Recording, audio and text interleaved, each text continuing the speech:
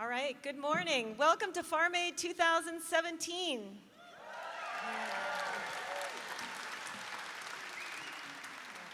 I'm just so excited to be here. My name's Julie Grant. I work for a public radio show called the Allegheny Front.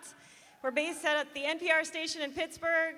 We focus on environmental issues. I cover food and agriculture in our region. And we're just so thrilled Farm Aid chose this region for the concert this year, just bringing so many thoughtful and talented musicians to shine the spotlight on farms in Western Pennsylvania, Ohio, and West Virginia. And here's Jen Fahey of Farm Aid. Thank you, Julie. I'm Jennifer Fahey. I'm Farm Aid's Communications Director now for 15 years, and I am completely honored to introduce the Farm Aid Board of Directors. Founder Willie Nelson, co-founder John Mellencamp, co-founder Neil Young, Dave Matthews, and also Carolyn Mugar, our Executive Director.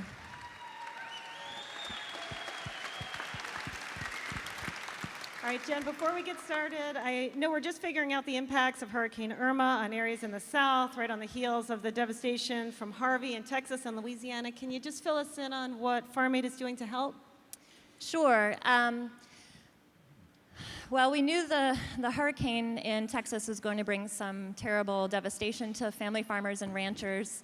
And then quickly on the heels of that, we had Irma bringing devastation to Florida farmers.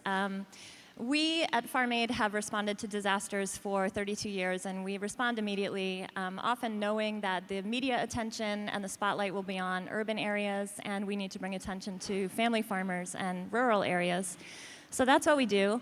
Immediately following Harvey, we collaborated with our partners on the ground in Texas and Louisiana, and also across the country. We have experts in responding to farm disasters who know what to do and how to set up long-term plans for farmer recovery and resilience.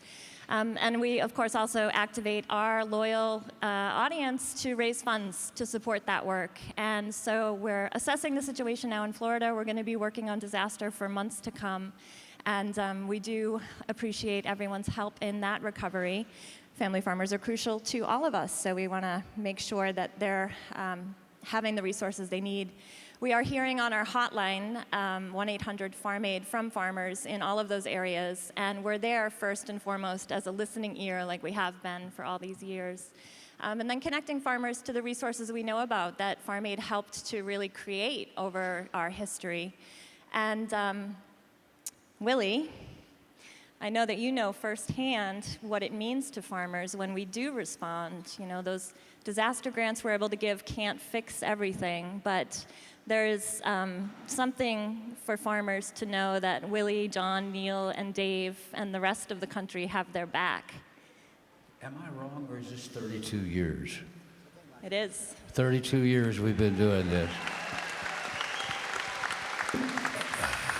I will do it another 32 if we have to, but we hope we don't have to. We hope that things are changing now, and the farmers are moving along on their own pretty well. They've figured out organic farming. They've figured out farm to market.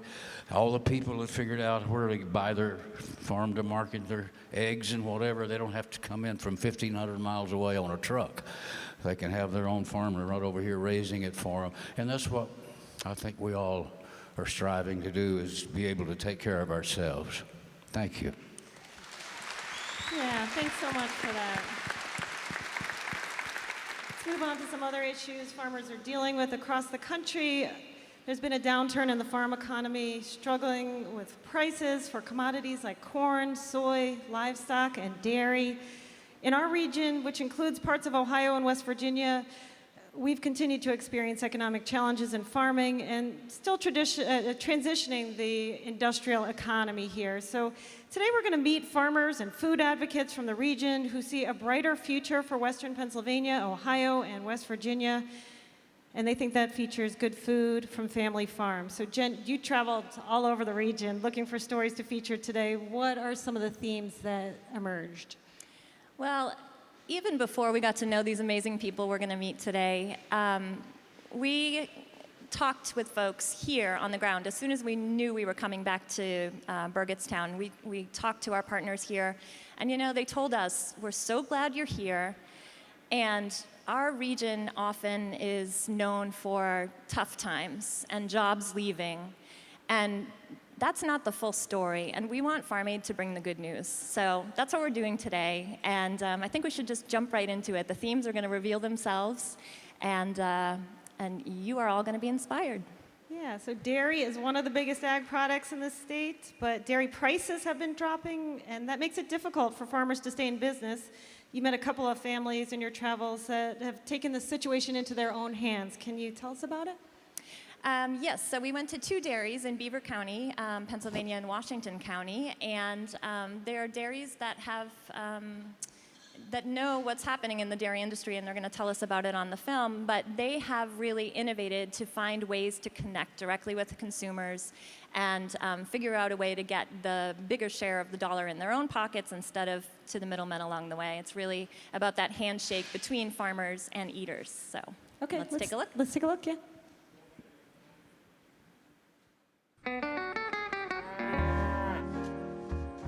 2016 was a really rough year for dairy farmers. It made you really think about, do I really want to keep going into debt just to milk cows? It's just harder for people in this area to make a living doing dairy farming. There's less and less farms. I know we lose more farms every year in the area or in Washington and Allegheny County, that more farms are going out.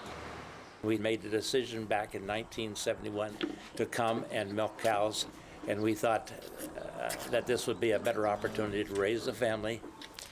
I grew up on the farm. I love being on the farm. I never wanted to stay here, but I didn't realize at the time that what we were doing was fun, that this was what I wanted to do for the rest of my life. We felt by going into marketing and reaching out to the public, that's what really makes all of this possible. But the farm is also what makes the retail possible. We process our own milk through the store, so that's a big draw for people coming to the store. It kind of supports the store, and the store kind of supports the farm at the same time. And we get a lot of farm tours that come out every year. We do about 4,000 kids for the farm tours. We are a family farm providing old-fashioned fun and wonderful food. If we want our children to say somebody's going to run this business in the future, then it has to be profitable. So when times really got tough with milk prices, we needed to find a way to make the farm work. And henceforth, we decided to start looking into our own processing plant. This generation needs paychecks. There's too many other bills for kids to have to pay. So this is our way of getting into and keeping the farm going. I want to make something of this so that it's profitable and we can stay a farm. Because he is 6th generation on the farm. I wanted to stay a farm. So hopefully one day that me, Dad, and my brother-in-law can work from the farm and get paid for it. I love working on the farm. The main goal is getting customers into the store. We strive on keeping happy customers. They're really not our customers, they're friends. We hope that we are adding to the local economy by, staying viable, a family farm that 4 families can live off of, and potentially into the future, keeping this business growing and supporting continued growth in this community. It's just nice to know our neighbors now and connect with the consumer and who's getting our product. You don't get that with the grocery store. I mean, we laugh with our customers, we cry, we gossip, and on a Sunday afternoon, you'll have 10 people in our store. Our customers have made us, and that's how we treat them. We're quite proud of our customers. They put us where we are. Anytime we have an opportunity to convey to the consumer what it is to be on a farm, we've got them in our corner, and we need them in our corner. We desperately do.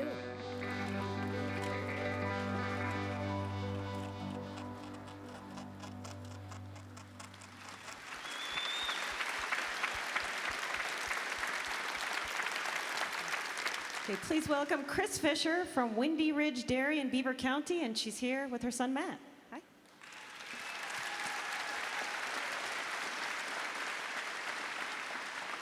So Chris, with so many farmers getting out of dairy these days, why did you dig in?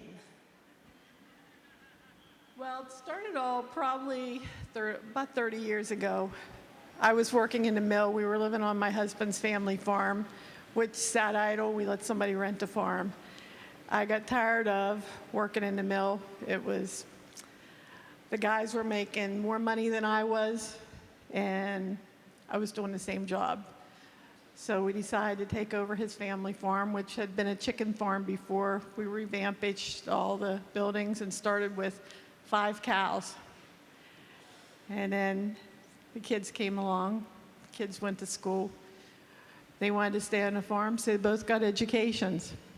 So we told them once they got an education, they could come back to the farm.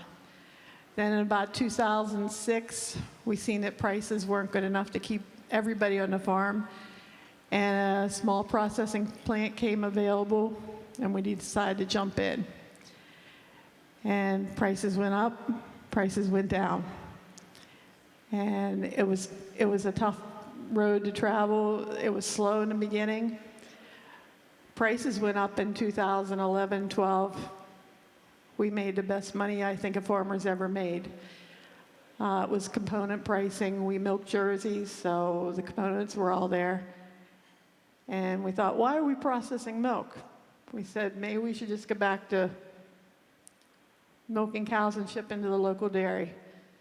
But we stuck with it, and we have a really good clientele now. We've added local jobs. We put supplies in from a local butcher. We keep all cheese from local. We don't do any imports, because America has the safest food system in the world. And we come from a town that has all Italians. They weren't very happy when they found out it was a Parmesan from Wisconsin. But we've been in business since 2010, and now that milk prices are so low, the store is covering the farm. And that's our story. We're sticking to it.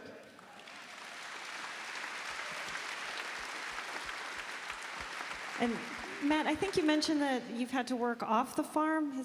Why has that been necessary, and how does that impact your ability to work on the farm, like the way that you would want to? Yes, I do work as a mechanic about 15 miles away from home. And it's a 8-hour day, and that I have to start early in the morning to get to the job. And I don't get home until 3, 4 o'clock at night. And then I have to do everything else I have to do at home. And that makes doing stuff at home much more difficult. There's sometimes that it ends early, and I get to go to bed at 8 o'clock, 9 o'clock. And then there's other nights we're up round bailing till 2, 3 in the morning. And that's the harder times. But I really enjoy it. And hopefully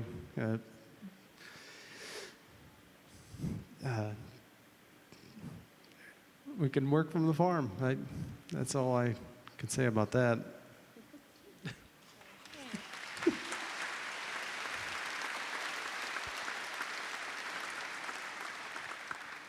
Matt's sister Lindsay works full-time on the farm. It's Lindsay and Chris on the farm. Willie, I think you know a lot. We talked with these farmers about what it's like to work with your family.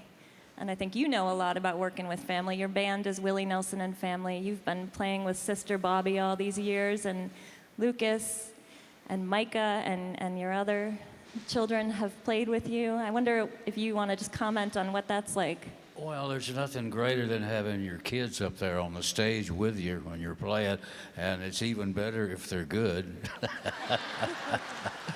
So, we've been fortunate to have some talented kids, and they're out there working and playing just like we are, and they're having a good time, too. And I know, we talked with these dairy families, and so many farmers that we talked with expressed that sentiment of not wanting to push their kids into the career they're in, farming in this case, music in yours. But luckily, we have a lot of farmers here who have that next generation coming up, and even as Lindsay put it, she never thought she'd be a farmer, but here she is, and she loves it. So very promising and wonderful. Yeah. Well, thank you both so much for being here, Chris and Matt. Thank you. So Jen, speaking of people working together, you saw a collaborative spirit in West Virginia, is that right? We did, and we were very excited to go down to West Virginia and see an area where the main way of making a living was coal, and that's changing, of course. But now farming is really coming up and showing promise for people who are looking for a living off the land. So we saw some folks who banded together to solve some problems and keep themselves on the farm and create a cooperative. So we're going to learn more about them now.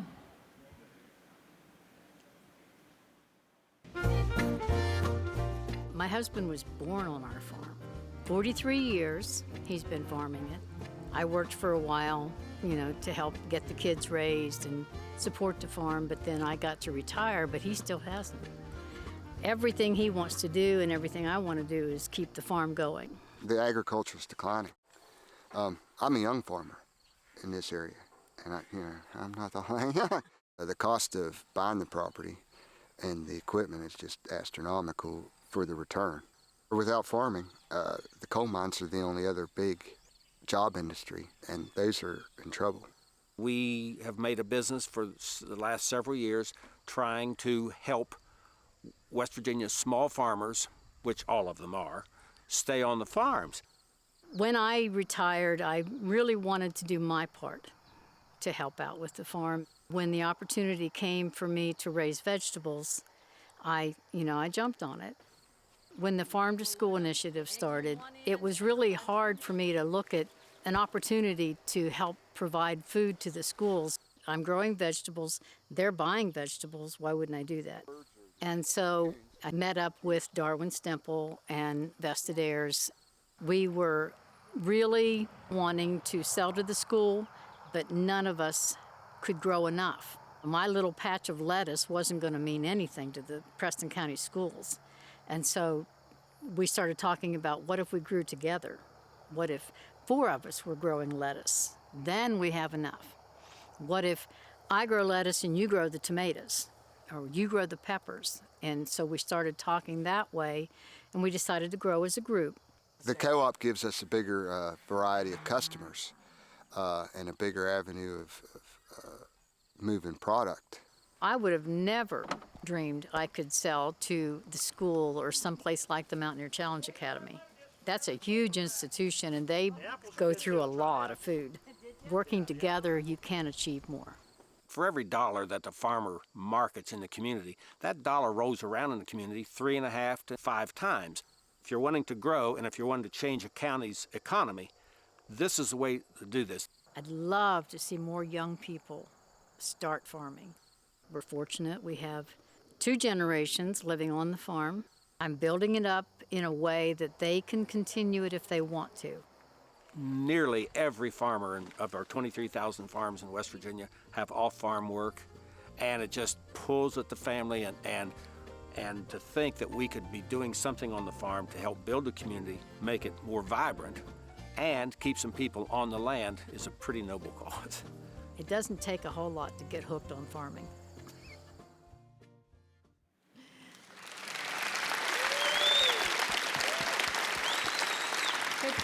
Please welcome Joyce Schaefer from Preston County, West Virginia. So Joyce, you were retired when you started this hard work to reinvent the farm you and your husband had managed all your lives. Now you're considered an innovator in making agriculture work for your family, your community. What is your advice for farmers who want to use a co-op to access bigger markets and institutions like Farm to School? Well, it's not easy, definitely, but it's so rewarding when you can take a piece of land and you can start growing vegetables and you're feeding people with it. It's really important.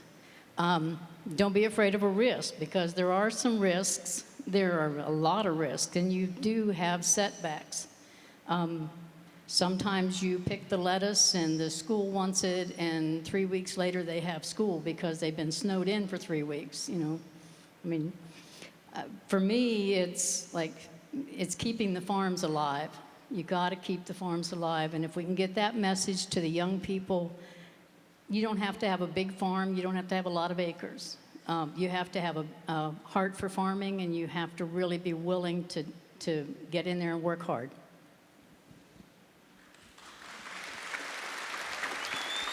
Well, thank you so much, Joyce. At a public forum that we hosted on Thursday, we heard some of that good news I mentioned. And one of those news items was someone down in West Virginia was saying that the thing that he was most excited about was the reclamation of brownfields and former industrial land, coal fields.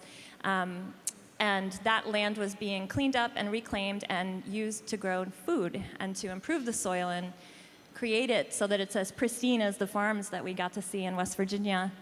And John, I know that you recorded a song recently for a film about that area and their efforts to move from coal and other industrial activities into more sustainable activities and job creators like farming.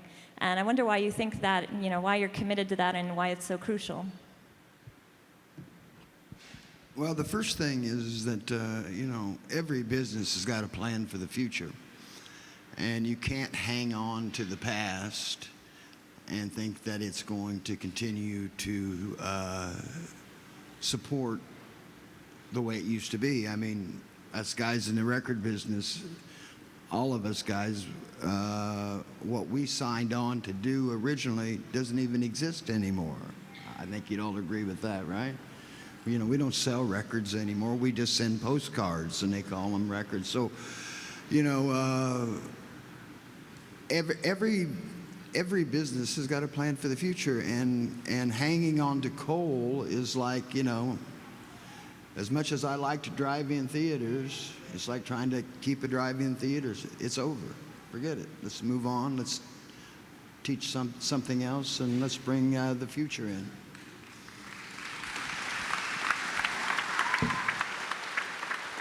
Thank you, John. Yeah, and Joyce, do you think farming could really help coal communities? I think it could. I think, you know, nobody can afford, no farmers in our area can afford for both people to stay home and farm. But if you take that vegetable growing model and you start growing a lot of vegetables, then some of the coal miners who are out of jobs are going to be able to find that they can grow vegetables and they can sell them. They won't make what they made in the coal mine, but they'll make a good living, and they'll be proud they did. Well, thanks again so much.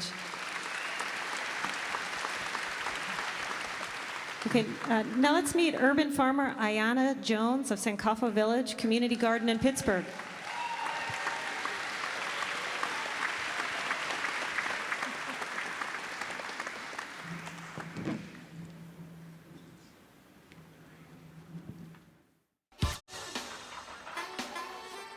The garden coming enabled this community to blossom back to where it was when I was young. I grew up in this community, and I seen the best of the best here. I also saw the worst of the worst.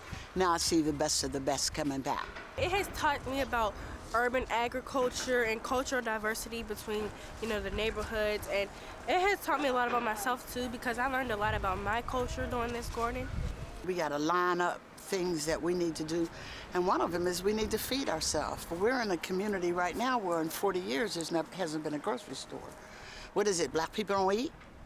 Food desert did not fit the description of what was going on in our community, and we needed to lay it on the table without any fluff.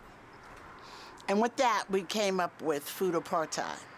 And food apartheid is a conscious effort to deny people healthy, quality food because you devalue them as human beings. We have to come to the table with a plan that we institute, that we design for our community, and that we make happen. And it starts with little patches of gardens like this throughout the community. Teaches you food self-sufficiency. People in Braddock, residents, don't have an opportunity here to get access to fresh, local, healthy food unless they take a bus and go somewhere. We have to dispel the slave mentality around tilling the earth, because no matter where I speak, no matter what community I speak in, there's always one young person who says, I don't want to do that slave stuff. And it's because they don't have the righteous understanding of growing your own food. I started bringing kids up here, and it was like nothing I have ever experienced. These kids jumped in with both feet. I learned about urban growth and the Black community and knowledge and power, how it works in the community within. When we see kids walk by and I say, are you hungry? Especially in the evening time. I say, are you hungry? And they'll go, yeah. And I'll be like, come in and get something to eat. This garden is not off limits. This garden is welcoming. This garden is part of them. All they have to do is be a part of it. I hope that Braddock shifts to being an urban agriculture town. So whenever the steel mill industry collapsed in the 80s, you know, Braddock's population went from about 30,000 to now about 3,000, and it's starting to come back up, and there's new industries starting to come in. So I know one thing is that whenever an industry collapses, you have to move on and do something else. So I really hope that Braddock goes to farms. We have to re-energize our community, and we have to rebuild our community. And we have to take the things that made us great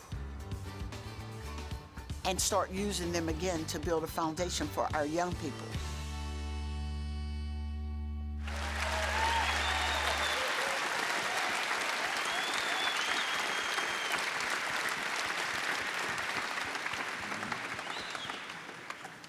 Ayanna Jones, you're making me cry on stage. It's my pleasure to have Ayanna Jones and Asha Patterson here with us today. And Ayanna, when we were at the farm, or the garden, we talked a lot about the need we have, especially right now, to just care for our neighbors, care for the people around us. And I saw the kids employed at the garden doing that, you know, picking food and running it next door to the neighbors who've lived on the block for 60 years. Why is it so important, do you think, that we do that, and how does food factor in? Well, we all need to eat, and that's a given. And I believe, without a shadow of a doubt, that gardening and farming can mend a lot of things that are happening in this country today.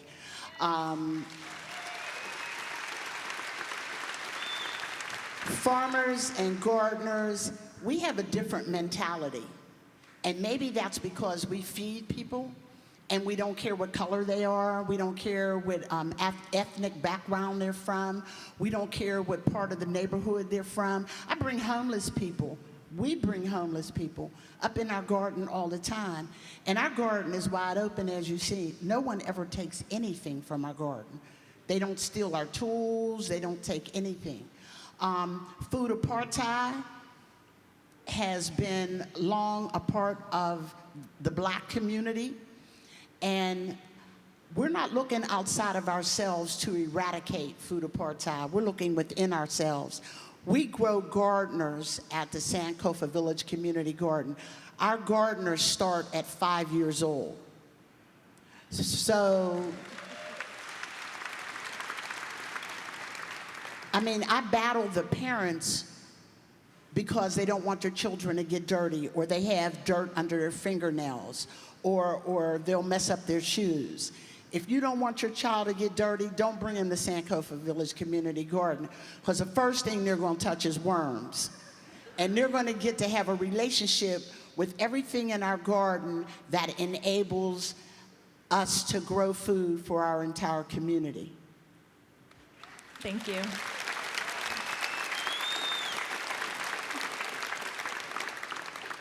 Asha, can you tell us a little bit about how your work, your job, you're employed in the garden, how that has changed you?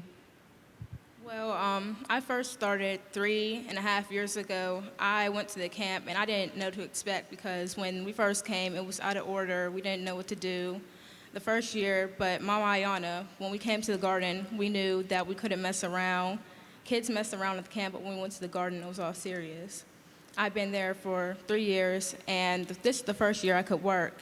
And so that taught me to teach other people, because if you don't teach other people, they don't know what to do. And when you share your food, you really spread the knowledge of gardening. Great, thank you. I'd like to say one thing about this young lady sitting here. She was around when we started the garden, when it was a dog run for dogs to come and alleviate themselves. And she's been with us ever since. She is one of our garden angels, along with my son who's in the audience, Wakil Abdullah, who put up with me, as the children say, Mama Ayana's a handful. And I tell them all the time, well, you got 2 hands, get busy. So what you see here is a young lady who has experienced the garden from the beginning, and we also have children who have experienced the garden since they were 2 or 3, and then we have people in the audience like Robert who make sure that our children get the right information about gardening. Thank you so much. And so, Dave, you had some great praise for in the Post-Gazette for what's happening in Pittsburgh related to urban farming. Can you talk about the value of programs like this in cities across America? I probably can't be as eloquent as you. Thank you so much, you guys, for being here. But I do think that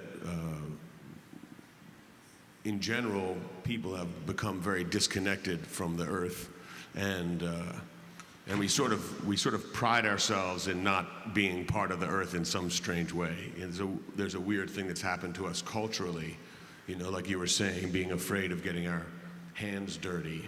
But I think what's amazing, the great thing about urban agriculture is that we can learn the power that we have and the power that's there inherent in the earth by growing our own food. It changes how we connect to everything. If we can get our hands dirty, if we can grow our own food, there's a true, it's a connection to the world that we need to reinforce more and more. And so it's so inspirational to sit here and see that beautiful farm that you have and those beautiful gardens, but to know that we can do it in every city. I live in the middle of Seattle, and across the street, there's a guy who's got chickens and ducks and turkeys, and then the house next door has got a farm there too, and people come and get the food, and then sometimes there's a curious, eccentric homeless lady that comes and eats all my raspberries, but that's okay. Because I can afford to get more, and she looks really happy, and she always waves when you see her. You know, you look out the window, and she's like, hey.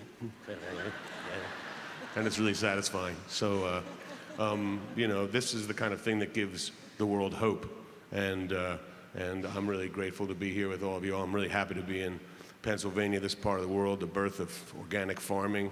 I'm grateful to be in this great city of Pittsburgh. Well, thanks. Thank you. And thanks, Ayana and Asha. Thanks so much for being here. Thank you for having us.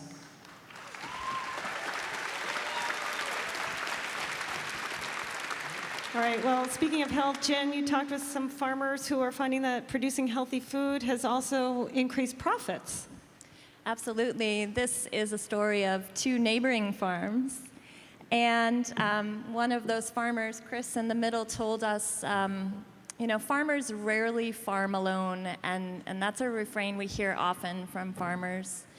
And this is a story of that, and they've discovered organic farming and direct markets and those benefits that are connected to those for farmers and staying on the land and being profitable.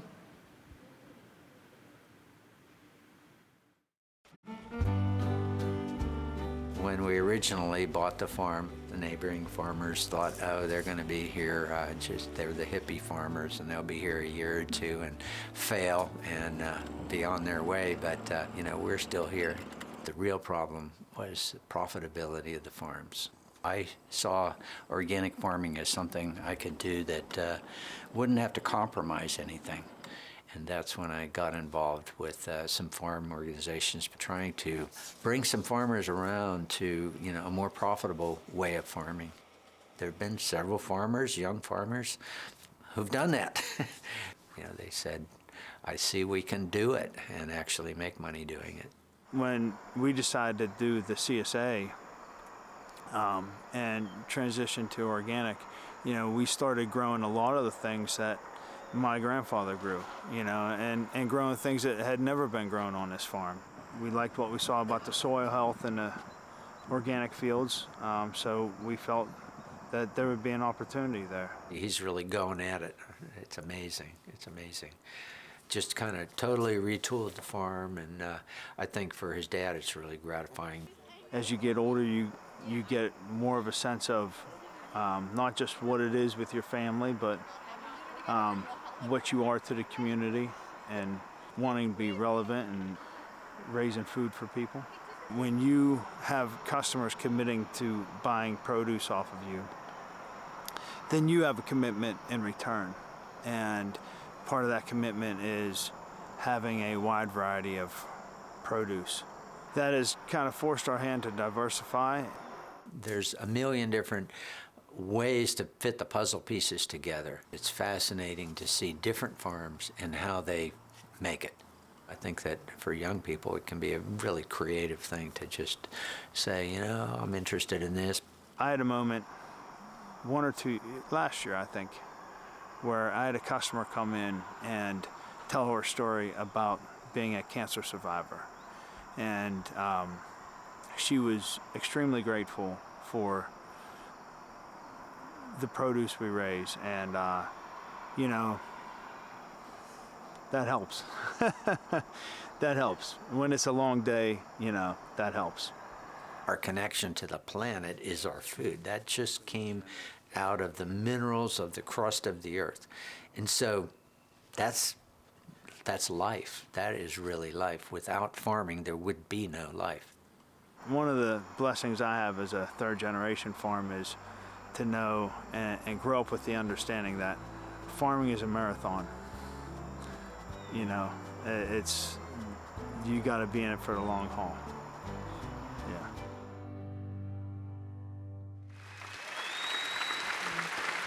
All right, please welcome Tom and Chris Brinkle of Brinkle's Organic Farm and Don Crutchman of Crutchman Organic Family Farm, both in Zillionople. Did I say that? All right, Tom, you've seen your share of struggles on the farm, like so many farmers around the country. Can you share with us how you got through them and how you were able to embrace new opportunities?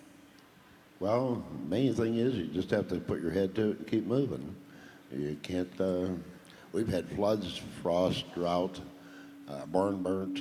We had, is that me?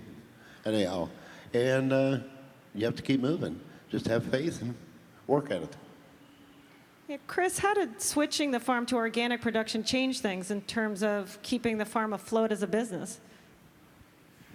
Well, I think it certainly opened us up to a whole new group of clientele, customers who are getting more involved in not just our health, but environmental issues, and wanting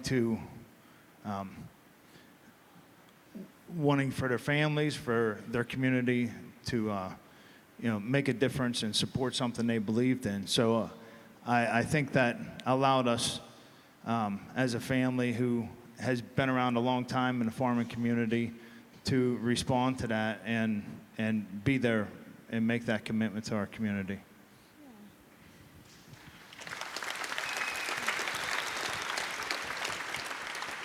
And so, Don, this is, of course, a region that prides itself on tech innovation, and you're considered a pioneer in your own right. What made you decide to start farming organically 40 years ago when few were doing it in the region? I was just crazy. And I ran into a young lady who was also crazy, my good wife. And that was the time of the Vietnam War. And at the time when I first began farming, I had just graduated from college, and I had been a physics major, and I could see over a lifetime what the result of my life might very well have been, developing the new, latest, and greatest weapon. I love farming because I can do it exactly the way I want to, and I'll never have to be ashamed of what I've done.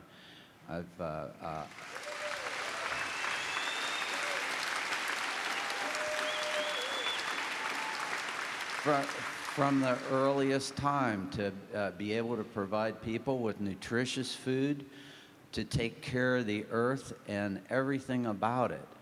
And that is just, to me, it's the highest calling, really, to be able to care on that level. And just in thinking about it here and the connection to the artists that are here, the artist's calling really is to bring the heart out. And when we follow our hearts, we'll never be going in the wrong direction. And so that's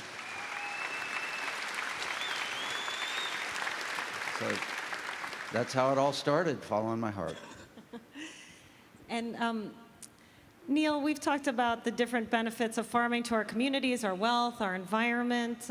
Chris spoke on the video about a cancer survivor who was so grateful to have access to organic food. How do you see the connection between food, our health, and the health of the environment? Well, first of all, before I say anything about that, I just want to say it's a great honor to be up here with these farmers. These people are great. This is, you're inspiring. Please keep doing what you're doing. It's the heart and soul of what Farm Aid is about, what you people are doing here. Everywhere, all of you, you're just so great. And that brings me to another subject I just wanted to get off my mind, is that America is already great. It's great. Okay?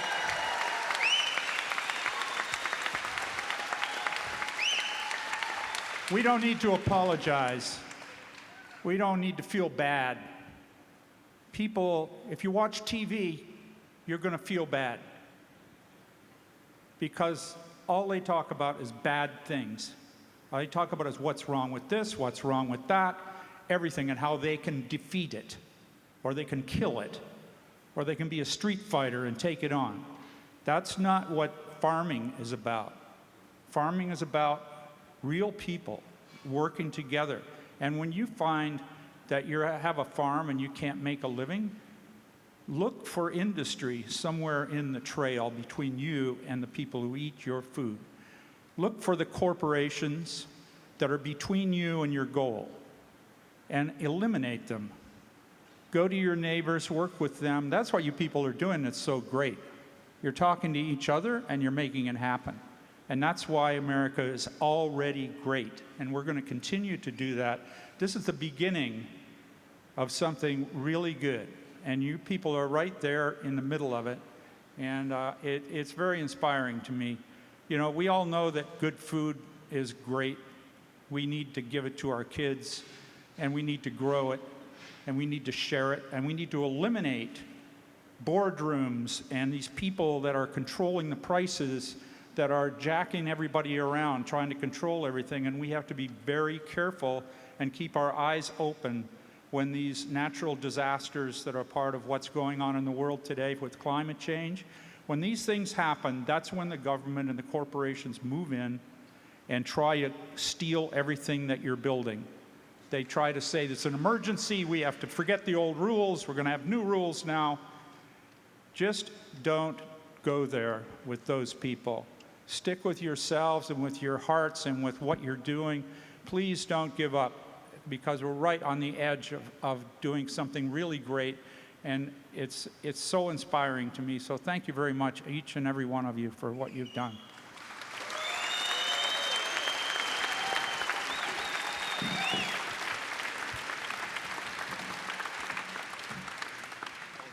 Carolyn, Farm Aid played on this stage in 2002, and there's been huge change since then. Organic standards that people in this audience worked on for years and years came into being. Buy Fresh, Buy Local was born right here in Pennsylvania, really sparking the direct market movement. And organic agriculture has grown by leaps and bounds. And we've also seen an incredible connection between farmers in rural areas and eaters in cities connecting directly. So I wonder if you want to comment on that change and how Farm Aid has been a part of it and how Farm Aid makes that happen. Well, people used to ask this great farm worker leader, Cesar Chavez, they used to say to him, how do you do it? How do you bring all these people together? How have you made this change? And he said, well, we knock on one door at a time. And they said, no, come on, how do you really do it? And he'd say, we knock on one door at a time. Well, that's basically how we work at Farm Aid. We go door to door, town to town, state to state, and we find all kinds of growers and activists and allies who are doing this great work and building power on the ground. Every day, we pick up the hotline at Farm Aid, we listen to farmers, that's where we get our information. They are the canary in the mine. We know what's going on because of the farmers that call us and the farmers we stay in touch with. Often they're in crisis, and often we're able to steer them to other farmers who face the same challenges. We also steer them to advocates who stick with them to get their information they need. Many of these farmers are facing discrimination. That's not just history, it's going on today. We also give grants to organizations and their allies all over the country who every day tackle attempts by corporate special interests to take over our food and land. And a lot of these groups are here. Just wave if you're from one of those groups, because I know there's an awful lot of those folks. And believe me, these are the folks we count on every single day. We give grants to those folks. We give grants to organizations who fight for government responsibility so farmers can make a fair living, to organizations who fight for clean water. We bring people together to share what they know with others for gatherings. For example, as Jen mentioned, just recently with Hurricane Harvey, we've been able to rely on groups that we've been working with in Texas and bring them together with folks that we've been working with since 1985, Willy, Farmers Legal Action Group, which you gave the first grant to in 1985 to get them going. They're the only really nonprofit legal farmer advocacy group in the country. And believe me, the materials they've developed and how they've been able to work with farmers in crisis, we're just passing that on right now to farmers suffering from Harvey and Irma.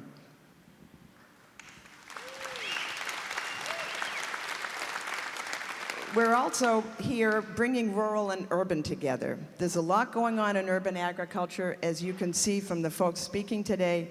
People who are learning to grow for themselves, and they're gaining power over their lives by doing so. There's so much more to urban agriculture than meets the eye. I just invite you all to visit all these urban farms that might be in your midst. And there's one thing I know for sure, kind of what Neil referred to. You can't paint rural America with one brush. You see what we have here today in terms of what is in rural America. It's not what you might hear on TV. So I want you to invite you also to get to know the people that were on the stage today and find out what really is going on in rural America.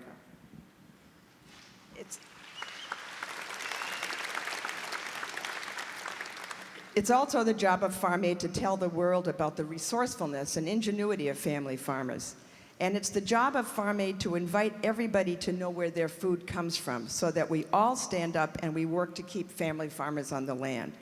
And finally, we take our show on the road.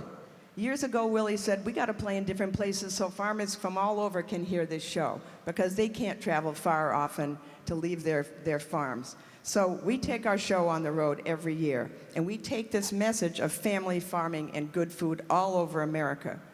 And when you get these brilliant communicators that I'm sitting in the midst of, here, behind me, in the audience, when you get these iconic stars to stand up for you over and over again so that you and the world know that they are behind you, that makes a difference.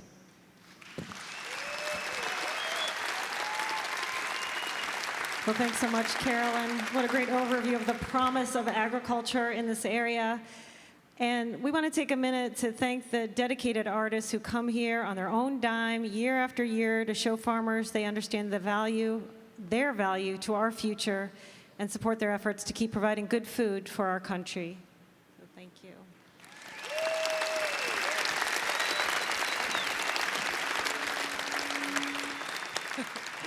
And so, Cheryl, this is your second Farm Aid. Why is Farm Aid's mission important to you?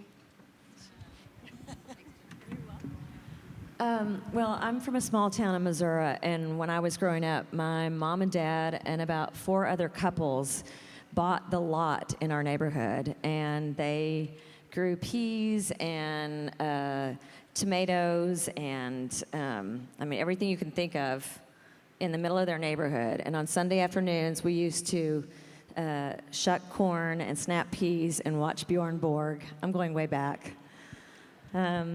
As I got older, and as John mentioned, in the record business, you used to be able to make some money and sell records. The first thing my dad says is you need to buy some farmland, and we'll do community farming. And so my brother and I both raised rice. We have corn. We do soybeans. We tried to get hemp approved in Missouri just because it's good for the land and it has a lot of other great uses. Missouri is not there yet, but we're not giving up. Not only is this a great group of people, but I think what Farm Aid stands for, and I love what Neil said. I think a lot of times we don't realize that we're just renters here on this planet for a short time, and what we leave behind us and the example that we set for the people that come after us means everything. And just hearing these farmers today talk about their love for the land and their connection to the land and what that means to bring fresh food, particularly as a cancer survivor. One of the first things I learned was eating in season, eating local, has a lot to do with our health, which also translates to this crazy healthcare dilemma that we're in. So everything is related to everything. And what we're doing up here today is just it's an acknowledgement to the people that are out there that have the same belief system that, this campground that we're renting, we got to leave it in a better state than how we found it. And it's a gift, not a right. So it's just, for me, an honor to be here.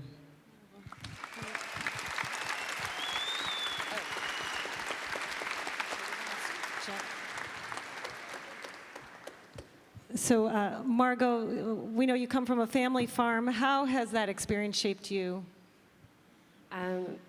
My folks had a farm when I was young. My grandfather and all his brothers and all their sons, and it was really hard for me to see how that affected them when they lost it back in 1986. And even now, going back to the town, my folks still live there. It's a town of 3,700 people, and it still isn't a bad spot. I think there's a lot of work to do, a lot of education that that needs to be brought to these areas, and people should be proud of farming.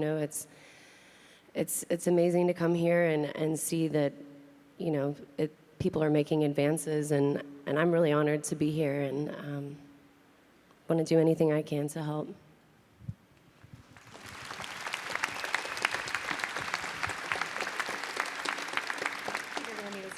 So, Jack, you're working directly with kids to train the next generation of caretaker farmers. So how does that dovetail with your support for Farm Aid?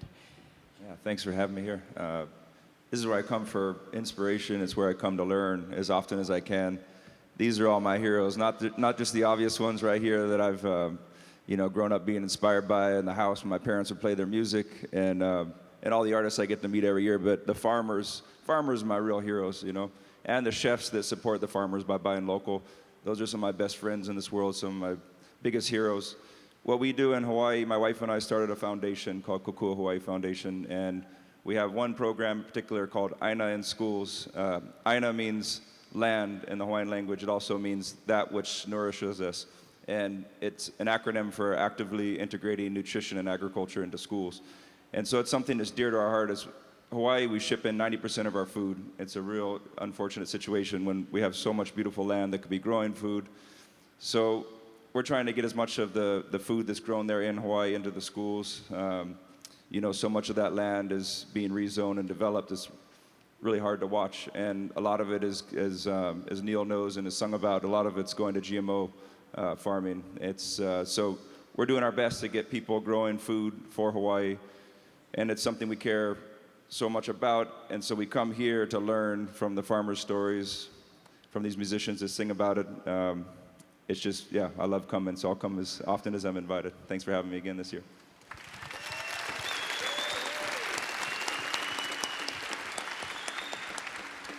Okay, well, thank you so much. And let's recognize all the artists playing on the Farm Aid stage today, the Avett Brothers, Nathaniel Radcliffe and the Night Sweats, Jimmy Johnson, Blackberry Smoke, Lucas Nelson and the Promise of the Real, Insects vs. Robots, the Blackwood Quartet, the Wisdom Indian Dancers, and David Amram.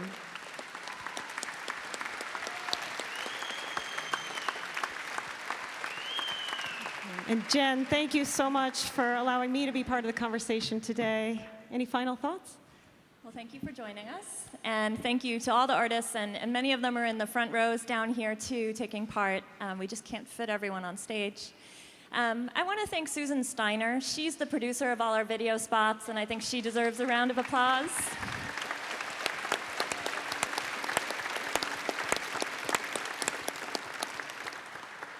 I just briefly want to encourage everyone here today to really dig in and get involved. We have tons of stuff going on. The music here is going to be amazing, but the Homegrown Village, which is over here, is a place where you can really get involved and touch worms and get your fingernails dirty. And we don't want you to just do that here. We want you to do that every day in your life. Don't just drive down that road and pass the farm. Learn more about it. Connect with farmers. Go to the farmers market. Figure out how you can directly be involved in agriculture and support it every day in your life. And I just want to say thanks, and thank you especially to Julie, and have a great Farm Aid.